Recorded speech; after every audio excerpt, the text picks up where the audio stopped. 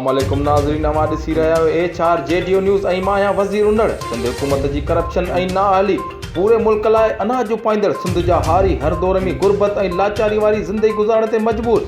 सिंध हुकूमत कम जो अघु मुक़ररु करे न सघी, जॾहिं त सिंध जे 23 शुगर मिल्स मां सिर्फ़ 2 शुगर मिल मटियारी ऐं चंबड़ शुगर मिल कम जी पीड़ाई शुरू करे ॾिनी। जॾहिं त सिंध हुकूमत जी नाअहली उन मां वाज़ियो आहे त मटियारी शुगर मिल ऐं चंबड़ शुगर मिल पंहिंजा हथरादू अघ मुक़ररु करे आबादगारनि खां कम ख़रीद करण लॻियूं।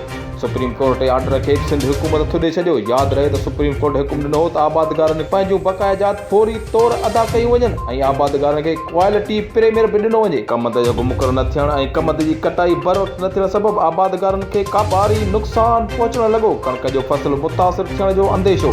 जॾहिं त शुगर मिल मालिकान 15 अक्टूबर ते हर सूरत में शुगर मिल हलाइणियूं आहिनि। सिंध आबादगार बोर्ड ऐं केन कमिश्नर सिंध बि मुकमल तौर ख़ामोश तमाशाई बणियल। वधीक ख़बर ऐं अपडेट लाइ ॾिसंदा रहो HR JDO।